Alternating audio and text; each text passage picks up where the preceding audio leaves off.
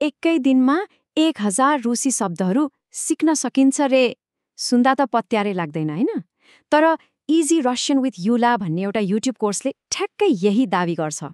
ल आज हामी मिलेर यो दावी कत्तिको साँचो हो त्यो जाँचेर हेरौँ न त।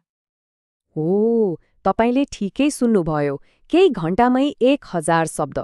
यो त कुनै जादुको कुरा जस्तै भयो। तर एकछिन है, यो दावीको पछाडि एउटा निकै नै चलाक तरिका लुकेको छ। अब प्रश्न उठ्छ, कि यो साँच्चै सम्भव छ त? कि यो सब मार्केटिङको लागि मात्र हो? खैर, यसको जवाफ अरू कसैलाई सोध्नुभन्दा आफैले पत्ता लगाउँदा कसो होला? ल त, अब यो विश्लेषणलाई एउटा रमाइलो मिसन नै बनाइदिऊ न। स्क्रिनमा केही प्रश्नहरू आउँछन् र हामी सबै मिलेर त्यसको जवाफ खोज्ने प्रयास गरौँला। तयार हुनुहुन्छ? हाम्रो पहिलो चुनौती, रुसी वर्णमाला, जसलाई सिरिलिक भनिन्छ। हो, हेर्दा अलि अप्ठ्यारो र अनौठो देखिन्छ नि होइन? तर विश्वास गर्नुहोस्, यो त्यस्तो गाह्रो छैन। किनभने यो कोर्सले यसलाई सरल बनाउन एउटा गजबको तरिका अपनाएको छ। भिजुअल एसोसिएसन, मतलब चित्रसँग जोडेर सम्झिने। ल, उदाहरणको लागि स्क्रिनमा हेरौँ त। यो अक्षर हो सिरिलिक भी। अब यो हेर्दा बी जस्तो देखिए पनि यसको आवाज चाहिँ भी को हुन्छ। अब यसलाई कसरी सम्झिने? सजिलो छ। भायोलिनको भी सम्झे भइहाल्यो नि। कस्तो आइडिया है? ल, अर्को हेरौँ। यो अक्षर हो डी। यसले डी को आवाज दिन्छ। यसलाई याद गर्न ड्र्यागनको डी सम्झिए पुग्छ। देख्नुभयो? कति सजिलो छ। ओके, अब पालो आयो एउटा सानो टेस्टको। भर्खरै सिकेको कुरालाई प्रयोग गरेर स्क्रिनमा देखिएको यो रुसी शब्द पढ्न कोसिस गरौँ त। के होला यो? ल, के अनुमान लगाउनु भयो? यदि भिडियो सोच्नु भएको हो भने बधाई छ, तपाईको जवाफ एकदमै सही छ। ल हेर्नुस् त, पहिलो रुसी शब्द पनि पढ्न आइहाल्यो। यो त हामीले सोचेको भन्दा धेरै सजिलो रहेछ। अब जाउँ हाम्रो दोस्रो चुनौतीतिर।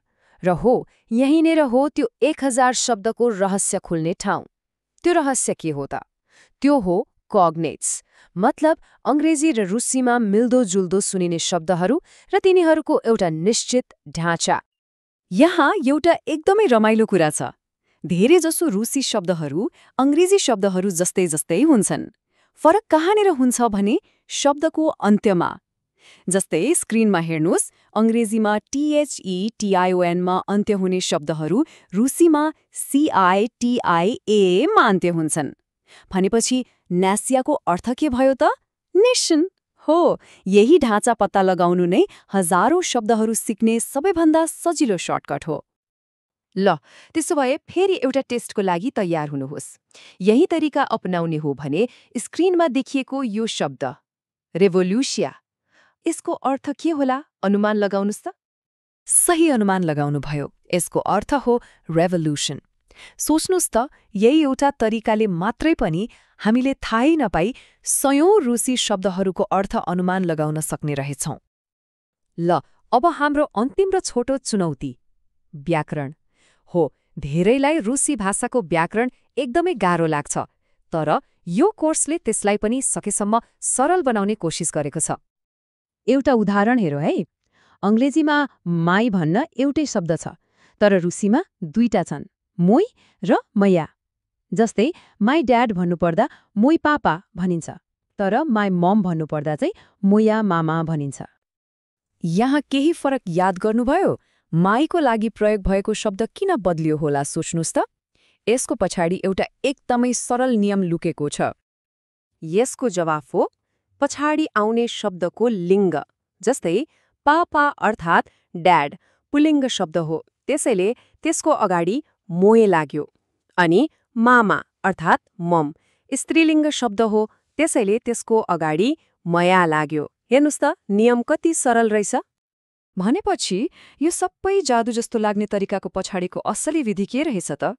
खासमा हामीले यो केही मिनटमा जे गर्यौं त्यो नै यो कोर्सको मुख्य सिद्धान्त हो।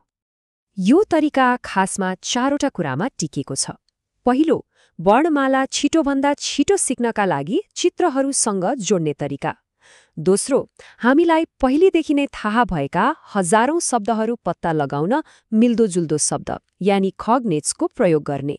तेस्रो, नयाँ शब्द र व्याकरण सजिलै बुझ्नका लागि ढाँचाहरू चिन्ने। र चौथो, बिस्तारै बिस्तारै आत्मविश्वास बढाउनको लागि चरणबद्ध अभ्यास गर्ने।